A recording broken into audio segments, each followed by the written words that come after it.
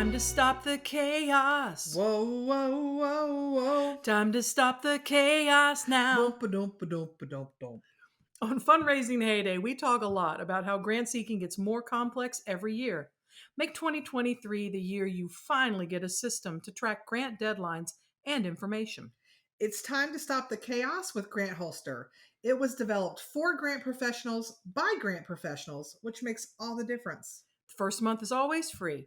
And Grant Holster is giving our listeners a 25% discount on the entire first year of your subscription. Just enter HayDay, all one word, HayDay, as your coupon at checkout, and you'll get that amazing discount. And they have a hands-on demo at grantholster.com that lets you explore the platform on your own. But if you want someone to walk you through it, they also have folks that can do that. So if you've been struggling with spreadsheets, clunky applications with a million workarounds, or just keeping your deadlines on sticky notes, head over to grantholster.com and take a look. And remember to enter the coupon code HayDay at checkout to get your 25% discount for a full year. And stop the chaos. Whoa, whoa, whoa.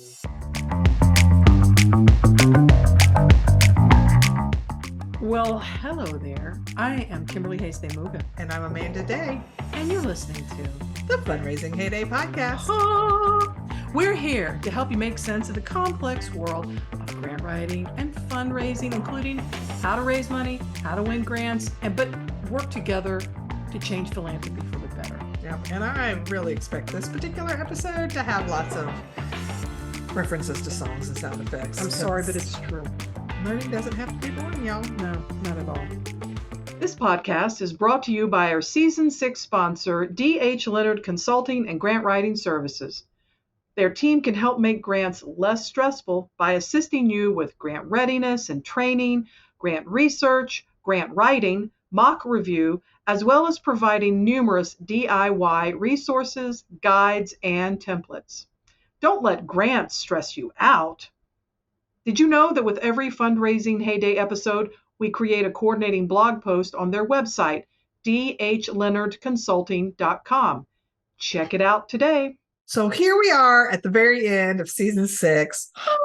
I honestly never thought it would last this long after just a casual, offhanded remark over lunch in 2016. Girl, I took you seriously, and I'm so glad I did. Thank you. I was like, let's go. Let's.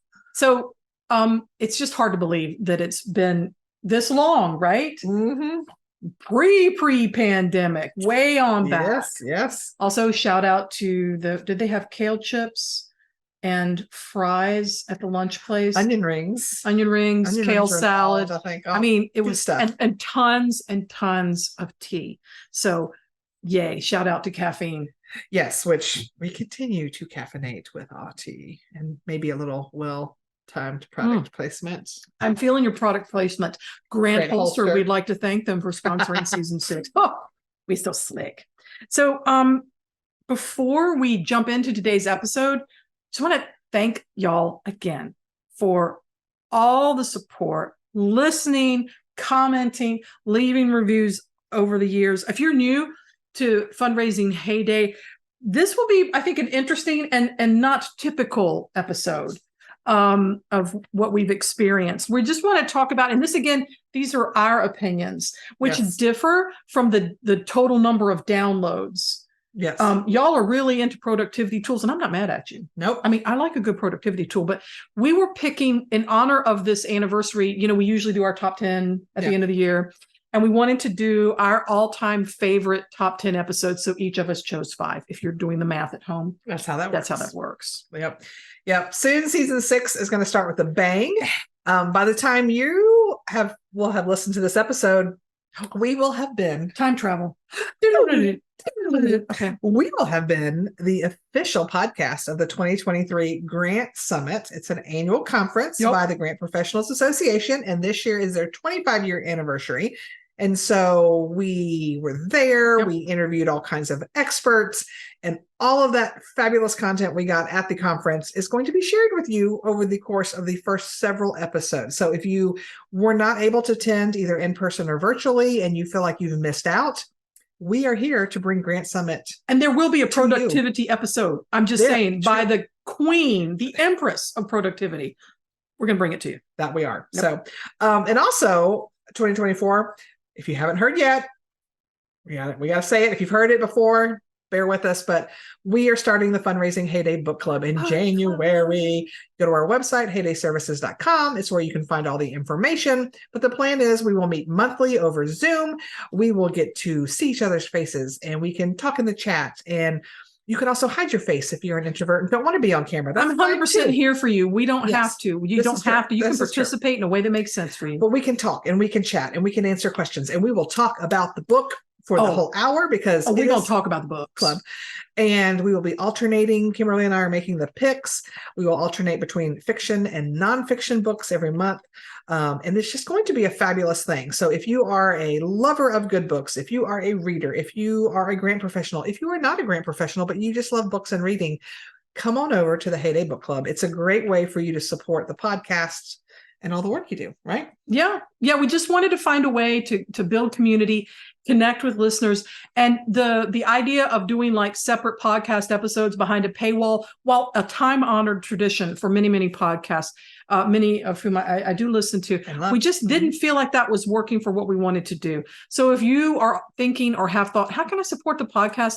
Join the book club. So it's a paid subscription. There's monthly, there's 6-month, and there's 12-month. And big surprise, the 12-month is the best deal because math. And that's not girl math. That's real math. No, it's real math. It's woman math. It's math. It's grown-up math. And so again, we do have sponsors that cover our production costs. I want to be very clear and thank them. And we're just so incredibly grateful. However, what we don't have is any sort of revenue that pays us for our time and lining up guests and doing the research and recording the episodes and sending stuff out into the world. So if that is something you're interested in supporting, we welcome you. We invite you to join the book club in a way that makes sense for you. Absolutely. Yep. So let's jump into today's episode. Again, we are reviewing our personal top 10 favorite episodes of all time. But let's be clear, it's only through season 6 because we are not stopping here. Season 7 is going to be here and hopefully many, many, many more seasons to come. So we're going to let you know what the episode is. We're going to tell you the season and the season and the episode number, what the title, if we had a guest, we'll talk about that and just basically share with you why we love that episode so much. So Kimberly, why don't you kick us off? Why don't I? So, for me, one of the episodes that's resonated so very, very deeply was actually all the way back into season 3, episode 3, and that was in the heart of the pandemic when things were, it was pre-vaccine, it was scary, but there were also a lot of people at home. And so we were able to secure interviews with people that we probably wouldn't be able to secure today. Well, I don't know. We are maybe now, but we are the Fundraising HayDay duo. So this was an interview with 2 sisters, Emily and Amelia Nagowski, and colloquially known as the Burnout Sisters. And they authored Burnout: The Secret to Unlocking the Stress Cycle, which is a fantastic book. Like, they were on GMA, and I was just like, hey, we're doing this podcast. Can we? Well, what's so funny about that is because Kimberly and I are in a book club together. Not the Fundraising HayDay book club, but we've been in a book club together for years. Yep. And that was one of our fellow book club members had suggested that book. So we read it with book club. It was great. And it was amazing. And you know me, I'm not the biggest nonfiction reader, but I adored that book. Understatement of the century. I'm broadening my reach thanks to hanging out with this one here. But anyway, so when Kimberly had literally suggested, why don't we ask? Because we're always like, what's the worst they do? Ignore us? Okay, let's try it. So she reaches out, and I kid you not, the next morning, I turn the TV on, and on my TV is Good Morning America, and it's the Burnout Sisters. And I'm calling Kimberly going, they ain't gonna say yes to us. They're on Good Morning America. Oh, we'll see about that. And now it took some following up, but also I think as a recovering development director, yes, I will say just extend an invitation and follow up gently in a way that makes sense, because worst case scenario, they ghost you. Actually, the ultimate worst case scenario, I guess they make TikToks disparaging you and then all the children love them. But that's really not where we were going with this. But I mean, worst case scenario, they say no, but they said yes. They said yes because they weren't able to travel. They said yes. And I want to tell you, this is the only episode where I have cried. Not a crier. Same. Not interested really in that kind of, just not where I am. But they were talking, and they had that sister vibe too, which we could relate to in terms of how we work together. And so they were talking us through this stress and burnout cycle, and it is a cycle, and you need to cycle through it to get rid of all the chemically things that are going on in your body. You need to end the cycle. Of course, in grant writing or fundraising, then the next cycle starts right away, but that's not why we're here today.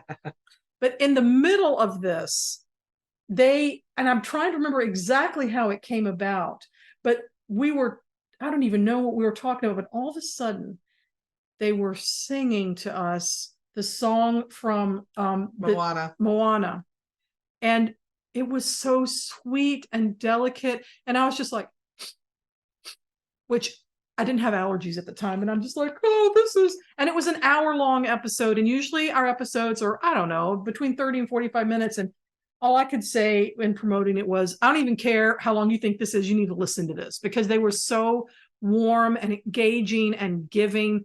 And I just remember that feeling. Yeah. I just remember that feeling. There was nothing transactional around it. It was amazing. So that's one of my top 5. Yeah. And to be clear, if Kimberly, she put her 5 together first, if she hadn't put it on her list, it would have been on mine. It was amazing. Because it was amazing. It was amazing. Yeah. It's something I will forever remember. So it was a moment. And I did what Moana does, which is she turns toward it with kindness and compassion. I'm going to spoil the crap out of Moana right now. So okay, sorry spoiler about that. alert, go for it. Moana is trying to restore the heart of Te Fiti, which is this green glowing stone with a swirl. And Moana notices that the swirl on the heart of Te Fiti matches the swirl at the center of the chest of Te Kā. And she realizes that she holds in her hand the heart of her own worst enemy. And if she can turn with courage and compassion towards this scary-ass lava monster, she can achieve greatness, basically. So she tells the frickin' ocean, let her come to me. And she strides bravely toward this angry lava monster, and she sings her hair in the braid. I have crossed the horizon to find you. So we're not going to do the whole thing, but basically, we breaking this song all the time. Go for it. Yeah. They have stolen the heart from inside you, but this does not define you. Which is a true description of the mad woman and why she exists. They have stolen the heart from inside you, but this does not define you. This is not who you are. You know who you are. So what's one of your tops? We're gonna go way back to season 1, episode 5, and I gotta credit Kimberly for saying, "Girl, we need this on our first season. You need to talk about this because I know you're obsessed." She is obsessed. A little bit. We talked about the book, what we learned from Stephen King's On Writing. Wonderful book. And again, this is going back to me not normally loving nonfiction books, right? Because for me, reading, I'm seeing a trend here in this. Amanda Day Esquire. You should have people in your life that make you try things that you don't want to try, because I mean, it's within reason, right? So I'm not going. You did try scrambled tofu once. I did. I wanted to again. I know. I did not know that. I want to do it again. Is this the second episode where I'm going to cry? Stay tuned to find out. But anyway, this is one of those, again, going back to our book club. Somebody picked this book, and as soon as I realized what it was, and because first of all, Stephen King is not my favorite author. I've tried to read several of his books. It's just not his genre. Horror, it's just not my genre, and that's okay, because we all have things we like and things we don't. And so I wasn't a fan anyway. And then when I realized it was nonfiction, I was like, yeah, pass. So I just wasn't going to read it that month because it was her prerogative, y'all, as a grown adult woman. Yes, there are so many books in the world, and I had plenty of others I was going to read. Okay. I'm okay with that. Okay. But the girl who picked it reached out. That was our friend Trish Bachman, and she texted. She's like, "Have you started it? Do you love it?" And I was like, "Trish, I'm going to be honest. This is not my jam. I'm not going to." And she was like, "For me, would you please get it? Read a couple of chapters. If you hate it, fine." And I thought, You cannot resist the power of Fine. Trish Bachman's You can't. charm. You She's so cannot. kind. And I was like, She's really okay. nice.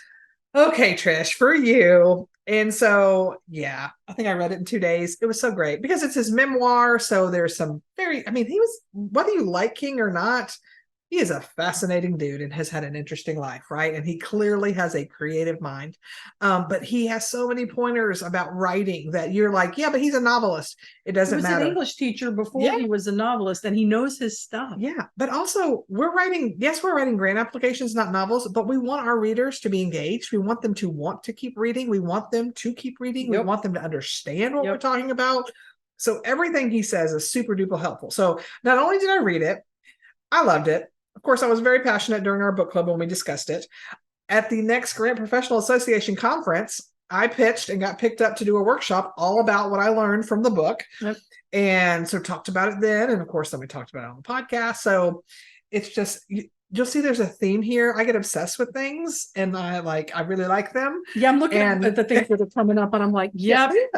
Things grab hold of me and I love them and I want to tell the world. Because I mean, when you find something you love, don't you want the world to know, like, oh my gosh, I found this cool new whatever. You and do. It's like, I love clothes and shoes. And so when I found cool deals on those, I have friends that I'm like, if you want the same awesome shirt, $2 off, here you go. Come on. She's a clothes connector. It's true.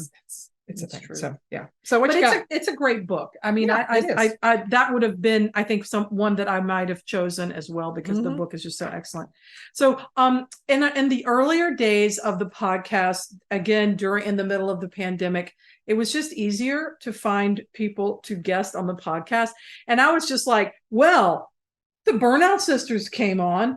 How about one of my favorite writers writers of fiction who lives in the town very, very near me in the metropolitan, inside the perimeter Atlanta area, because inside.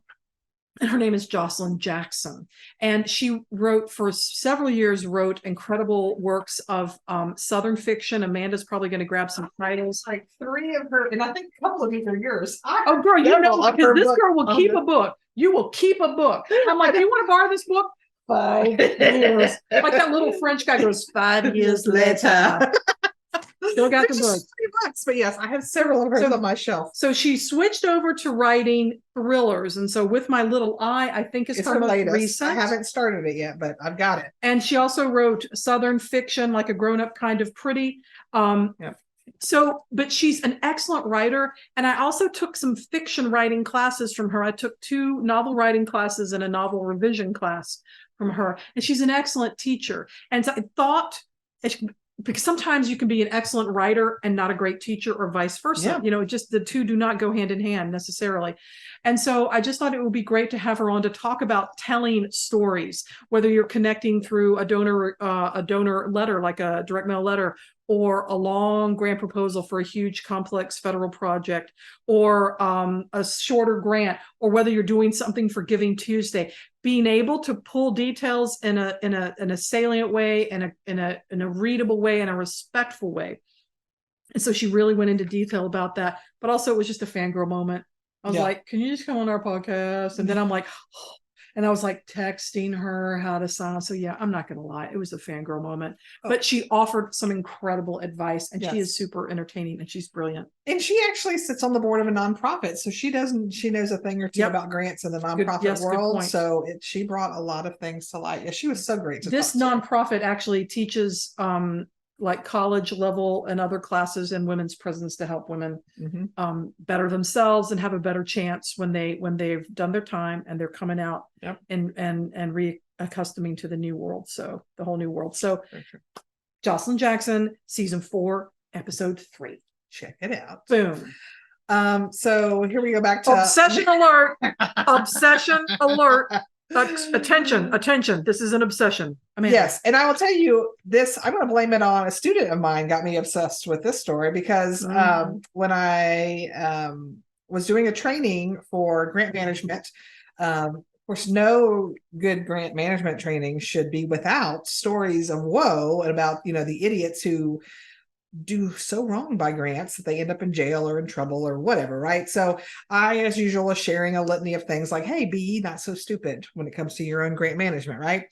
And so, and I always somehow end up talking about books in some way, shape, or form when I teach, because again, when you love something, you talk about it. So, I had a student come up to me on the break and he was like, okay, if you love reading and you are fascinated by tales of, drama and woe and, mismanagement of things and corruption. That's the word I'm looking for. He was like, I have a book for you. It's called Bad Blood. And I was like, okay. So isn't that also a Taylor Swift song? But we're not going to sing it because she's got people. We're not going to sing it. It was. Now it's in my head.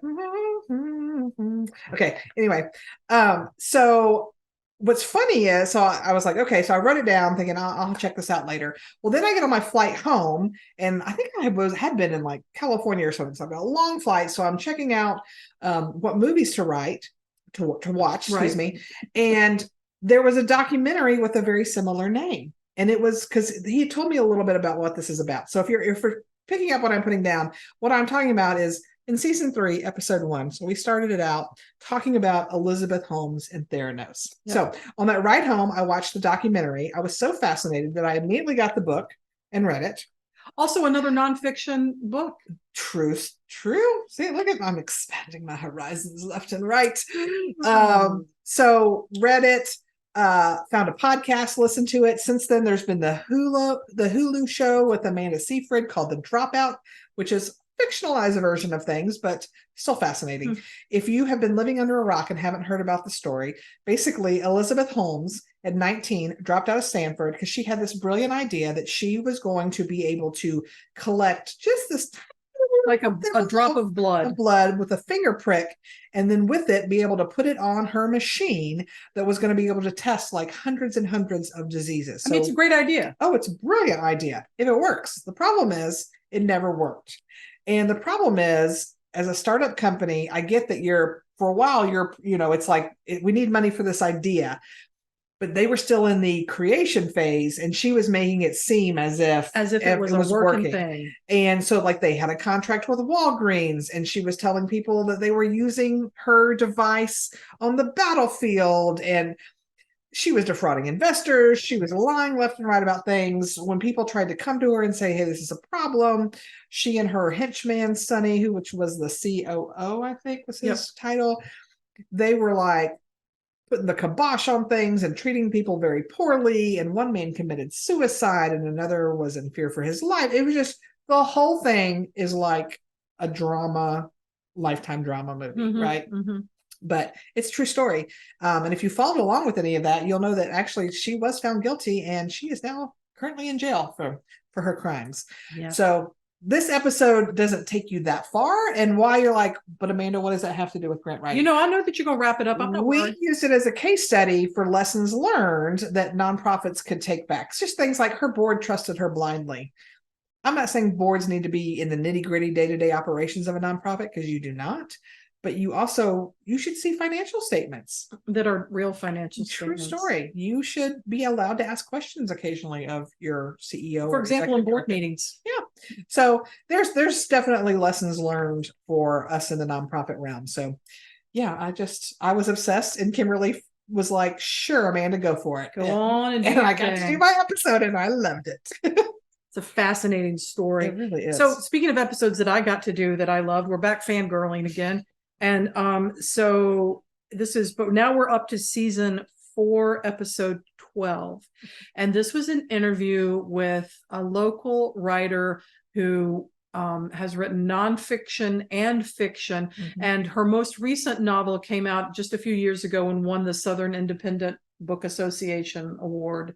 It was which means that it was published at a small press versus one of the big 5. And it was an excellent book called, was it The Magnetic Girl? Yes. And historical fiction, which is something that I love, but I like historical fiction done right, which means like it's interesting and topical in its own way. But she's also a professor. She teaches creative writing and English at a local university. And so for me, the thrill of having her on was just, she's amazing. And she's just kooky, but she knows her stuff. Yeah, she does. And talking about research and sort of tying that into the kinds of research that grant writers and fundraisers need to do to tell their stories, to connect to the communities that they serve, and how to do it sensitively. And she went all in on her historical research for this novel that was set in the late 1800s in Georgia, like going and going on the property, I think with permission. We're not clear about There was that. some fence jumping There involved. might have been a fence, but the idea that you're experiencing as best you can, seeing and touching and smelling and all and gathering all that data and doing it respectfully. And so that just meant a great deal to me that she came on to do that. And I just think I still stand behind it as a really important message for us all. So again, that was the interview with Jessica Handler, season 4, episode 12. Yeah, she was a lovely guest. I love talking with him. So my next one, if you're following along, we've made it to number 6. Yep. Season 4, episode 1. I like our big, like we try to start off each season with a bang. So we try to have a episode, and clearly those tend to be my favorite. This one was entitled "Let's Fix This Mess." Oh yes. This was a ranty episode where we basically were just talking about the things about the philanthropic world, particularly the grant processes.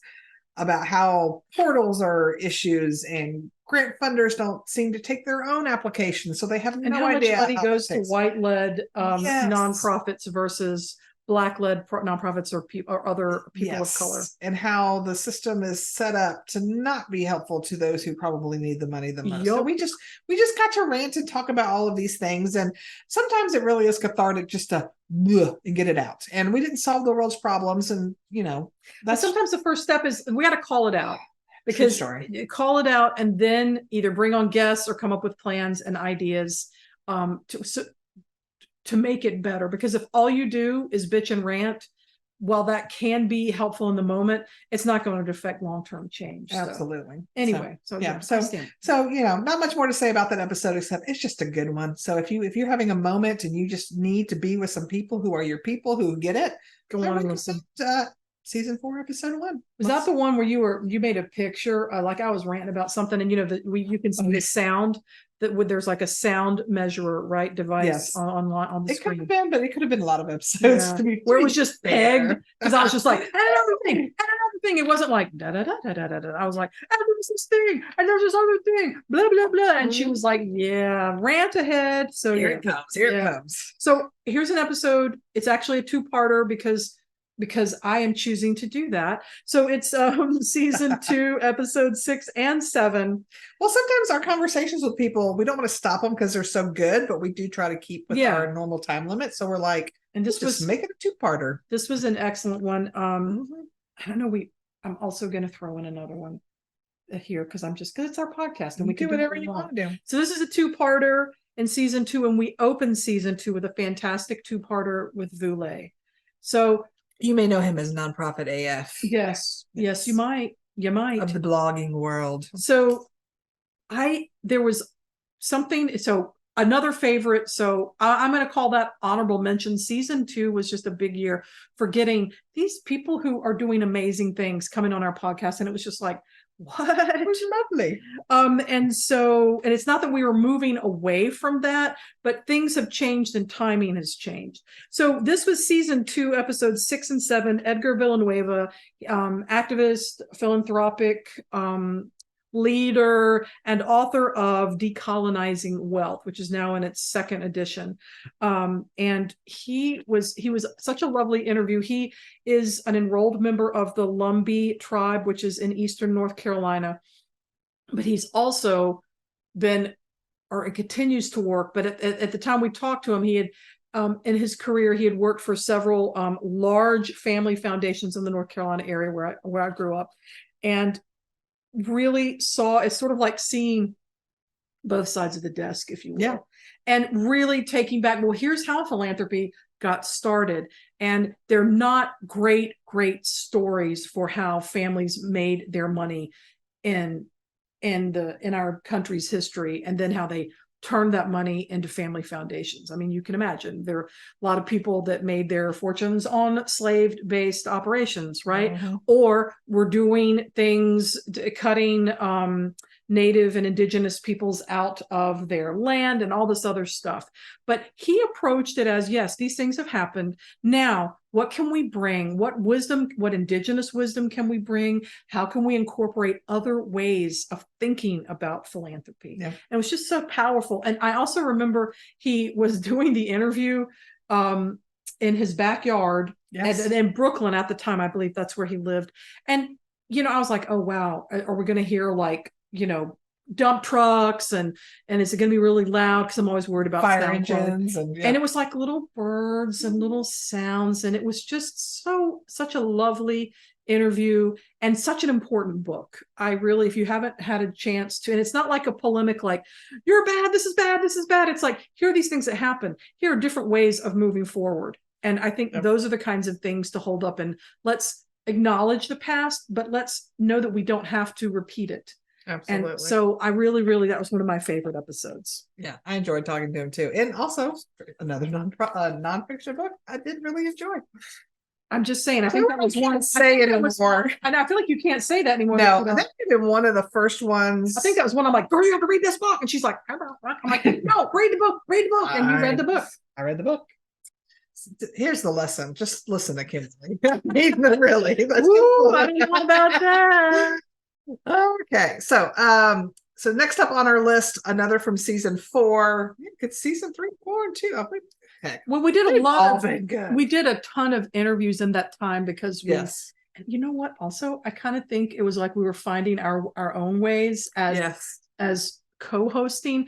And I won't say that it was like, oh, imposter syndrome, but it was also like, oh, well, we better bring on experts. And we're not saying that we're not going to keep bringing on experts, but we also have a crap ton of experience in our own right. And so anyway, it's a journey. It's a journey. It is. So season 4, episode 14, another interview, talked to the ladies from Pantsuit Politics. So that would be Sarah Stewart Holland and Beth Silvers, who have a podcast called Pantsuit Politics, which is probably hands down, that is if I only would listen to one podcast, that's probably the one I'm going to listen to for many reasons. Number one, I am not a huge another oddity about me. Like, watching the news is not how I prefer to spend my time. Like, I know some people who are big news junkies. My husband is one of them. So I find out important things. We talk about it, but watching the news isn't my thing. But so what I love about Pantsuit Politics is they cover the highlights. They do deep dives into things.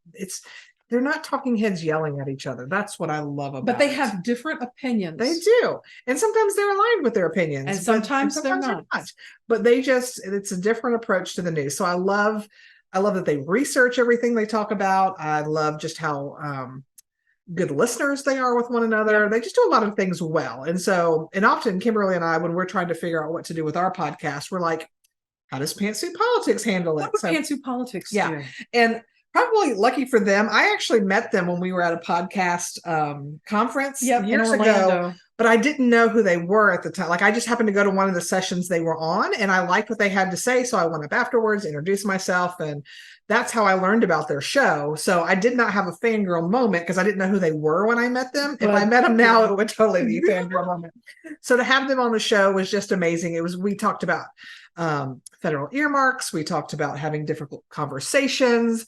We talked about TikTok. I mean, we talked about a lot of things on that episode, and it was just great. It's very cool when you get to talk to people that you normally listen to, this time, because I talk to them a lot. They just don't know that because I'm just talking to them on the podcast. She does talk to them quite a lot. I do. Don't you? I mean, I've heard people tell us that they're like, we listen to you in my car and start talking back and realize you can't answer because please keep your eyes on the road and your hands on the wheel. Just please trust me. So it was just very cool to be able to talk to them because they're just as cool in person as they are on their show, in my opinion. So. And again, I have to come back to their models of let's disagree, but let's talk it through. Yeah. So like if Amanda and I are disagreeing around different issues or something like that, we don't need to finger point and yell and talk over each other. It's let's move these conversations forward because the difficult conversations need to happen to affect change. Absolutely. So let's do that and let's model our behavior so that on people who are much better at doing that and learn. Because you're never too old to learn. Do not let the silver fox hair fool you. You got to learn. I don't know what song that was. Kimberly song. It's a Kimberly song. An original. No copyright needed. So my next favorite one is again a two-parter, and it's something that it's a theme that we've been talking about, and this was something we have co-presented about this. We blogged about this. We talked about this, and this is season 5, episodes 2 and 3. The Y in grants is silent, and so it's WHY instead of the letter Y, because and also we totally know that that's not how you spell grant. So just stop it. And but why are things the way they are? Because when I first got started in grants, I'm just like, okay, you want 12 attachments, done. You want this? I have a 1,500 word limit, done. Yeah. Done. Put your head down, Done. Do the work, get the grants out, get the money. And then after a while, I'm like, I'm trying to keep it clean. Y'all are crazy. No, that's not nice either. Y'all are effed up. Why are you doing things this way? I'm really trying.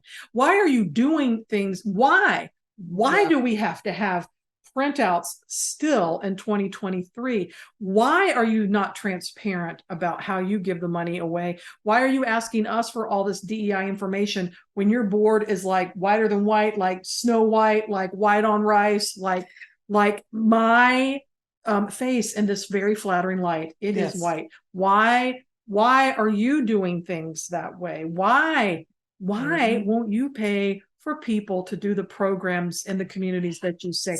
Why? And again, it's like the two-parter was the rant, but then here are some solutions. Trust-based philanthropy we talked about, and several other ways. Engaging in difficult conversations, convince, in a way that's respectful. And it still is something I'm learning, and I'm not perfect, and I will not be, but it's so important to have those discussions. Even if you're not making headway in that moment, you're at least starting the work. Yeah. And we understand you can't always, I had an application this past year that was one of those, an original and 12 copies, and you basically had to hand deliver it. And it was downtown Atlanta. But as I am submitting an application on the behalf of my client, that is not the time to say to the funder, this sucks. Why do you do it this way? Because we need funding to support the good work of my client. So it's not a very just shout it from the rooftops, but there is a time and a place. Well, and we have a platform to talk about this. And that was one of the reasons that we wanted to start the podcast. Really, seriously. It was to talk about these things. And I am in a different phase in my career, and I can go in and I can talk to board members. I'm like, you know what? If you're on the board, you need to give. Or if you are a community member on the board and you cannot give because of your financial stuff, have another board member give in your honor. Let's move on. I am not here. And I can say that now in a way that I couldn't say 20 years ago. But continuing to raise those issues and push for change, like we identified, this is in another episode, but we've mentioned it several times, grantadvisor.org, where you can leave reviews, good and bad and anonymous indifferent. Or you can subtweet to Voulay about, what does he call it? Crappy funding practices? Crappy funding practices. Let's get it out there. Let's talk about this, and let's call people out on their decisions, and also hold up great examples, which is one of the things we did in part 2 of the Why in Grants is Silent. So again, season 5, episodes 2 and 3. That is my 5th favorite episodes. I realize that that's grammatically incorrect, but I like a two-parter. I like a multi-series. I like a mini-series. I don't know. Sometimes the topic is just too good to contain in one podcast episode. Call out the issue and then propose different solutions and provide examples. There we go. So Kimberly has shared all of her 5. If you're tracking along, it means I'm on my last 5, which is the final in our top 10 list. This is fun math we're doing here. So my last one on my list, and by the way, mine are in no particular order. I think yours are too, except for number 1. Number 1 was number 1. But from season 4, episode 22, this was just an episode with Kimberly and I getting the most from professional conferences, tales from an introvert and extrovert. Oh my God. And I love so many things about this episode. Number 1, it was one of those things, it was towards the end of the season. I think we were trying to get a big interview. And it was one of those where they never responded to us. So that's okay. It happens. And so we had an opening on our calendar, and we were getting prepared to go to the conference. And Kimberly's like, you know what? We should talk about like we're getting ready to go to the conference. We're in this mindset. Let's do it. We were out on my back porch. It was a beautiful day, and I think we were both a little slap happy. And so, but it just does happen. And we just talked a lot about extrovert. Let me point the right way. The extrovert, introvert side of things, because how we approach a lot of things, especially in conferences, so very different. And even though we've known each other a long time, we learned some things about each other. I just remember doing a lot of laughing. Mostly you were giggling at some of the things I was saying. Oh, God, that's so wrong. No, I would never do that. I think I was talking about like the chat and how like I'm uber active in the chat, especially if like during the pandemic when everything was online, like you're having 3-day conferences online. I'm actually okay in the chat. Yeah. That's actually that. I think that was something, but we may have in common. But it was, oh my God, getting group activities every night. Which, by the way, no, I try not to do that as much just because I'm not in my 20s anymore and girl needs sleep after a conference. So not that I wouldn't like to do that, but yeah, I'm not as active in that regard. No, not at all. No, but it was a fun, I enjoyed recording it. I will always remember it. I hope it was helpful for people. I know a lot of people are like, that is the funniest episode. Oh, wait a minute. That was the one where I was talking about for years. You were like, girl, you get sick at conferences all the time. Hang out with me. And I would be like, I can go to one. I'm like, I can go to one group dinner. Again, pre-pandemic, thoughts and feelings have changed, but regardless, it's like I can do one high energy group activity. One. And if I'm presenting or if like we're doing, we will have already done this by the time you hear it, we're the official podcast of the Grant Summit. Tons of interviews, tons of stuff. Your girl here. No. And even when I was in my 20s and 30s, that was still not. I'm like, no. And for years, I would just say, I would go out to one dinner and then Amanda's like, to one, let's be clear, to be at the beginning. That was not true. That is not true. In St. Pete, we went to that. I was not at St. Pete, so I missed that one. It was one time she did it. I missed it. It was a giant dinner. I wasn't there. Oh, girl, I don't want to. It was yes. I was not at St. Pete because I went to lunch with you in Las Vegas. That legit, I was sick then. You were, but that was the first time. It was just you and me. That was the first time we had gone, and that's when you confessed to me the FYI. I don't hate you. I just can't handle these big groups. I can't do it. If I've been around people all day long, even though I enjoy it, at night. I'm like, I need to chill and rebuild my energy. Yes. And it was almost, I was like, because I'm an introvert. And Amanda was like, I thought you just didn't like me. And I thought if I told you that I was an introvert, you'd be like, this, I don't want to be your friend. No. And that's not the way it was. I mean, we were grown women having this conversation. It's like, but it was just, that was hilarious to me. And it's not even that. I mean, I don't mind. I do love going out with big groups of people, but let me be clear. Part of it is like, my background from like I moved every couple of years of my life, right? I went to tons of different schools. And so I quickly had to figure out how to make friends or I was going to be miserable or I'm relying on someone else to come and befriend me. You can just read books all the time and talk to trees. That's actually what I do. Hello. Hi there. And so like, that is just how, like, if I see somebody, especially if I feel like they're alone, I'm like, I don't want you to be alone. And I'm like, oh, I'm actually cool over here. Which is all you got to tell me. I'm good. Cause I just don't want anybody to ever feel left out. That's just a part of that's my hang up. That's my makeup. I don't know. But I think that's why we work well together. Cause so we were both introverted, and they're different levels and we don't want to get into all that, but when we're talking about introvert and extrovert, it's like personalities versus people who may be dealing with social anxiety disorder or some sort of compulsive behaviors or other things on either end of that scale. We're just talking about how we're wired and we're just wired so differently. And our culture in the United States is more leaning toward extroverts, but it just, oh my God, that was such a fun episode. It was a great episode. So go back if you haven't heard it yet, check it out. We were silly. But we also gave you some good tips on how to prepare for both in-person and virtual conferences. And also to just be okay with how you function and how you work. I know we don't have a ton of time left, but I'm also totally okay now with saying, I need to go to the back cave now after a day. And Amanda's like, oh, I get it. And this got really started when we were in Seattle, and we were in this beautiful hotel, and I was way up on one of the top, above 440, way up there. And I would just sit and look out over the city like Batman. Yes. And I would take pictures, and you're like, wow, that's just weird as hell. Yeah. Hi, hello. But being friends and partners with someone and a business working relationship where we're like, yeah, bat caving now. And she's like, okay, we're going out to dinner. And I'm like, see ya. Or it also means sometimes when you and I are, we've been hired to come and be presenters for an event, and we're going to be a lot of things, knowing that when we have downtime, we're going to have to find a bat cave corner so Kimberly can have her moment. I'm really good at finding. Yes. And so we find her, and we sneak away, and we let Kimberly get recharged. I'd like to think we have rubbed off on each other in that terms, because I'm there.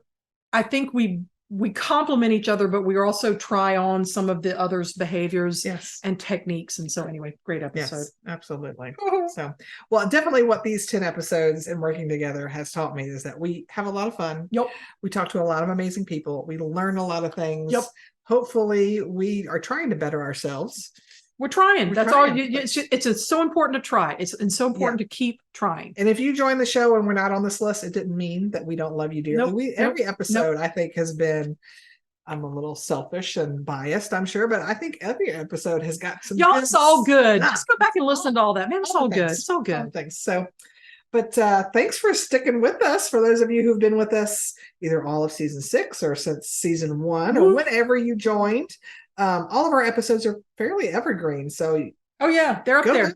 Listen, they're up there. You can go to our website, HayDay services. We know that's not how you spell the other word HayDay, and we don't care. It's HayDay for our names. There you go. HayDay services, and you can listen. You can go in the Wayback Machine. And hey, if you want to curate your own top 10 episode list, we would love to know what your top 10 list is. So drop us a line at hello@haydayservices.com. We would love to hear it. So we are so glad, as always, filled with gratitude that you're choosing to spend time with us, because you've got a lot of choices. You got a lot of demands on your time, and we're glad that you're spending time with us. If you just can't get enough of that HayDay stuff, and I mean, really, who could blame you? Head on over to our website, HayDay Services, HayDay services.com, and sign up for our HayDay Hot Takes newsletter. It drops every Friday morning gently into your inbox with short, little, easy read articles and book recommendations. So give it a go. Hot takes. How can we not have a Hot Takes newsletter without hot takes? So there is that. And because this is the final episode of the season, it'll be a few weeks before we're back in January. And so if you're like, oh, we're going to miss you, sign up for the newsletter. You can still see us every week.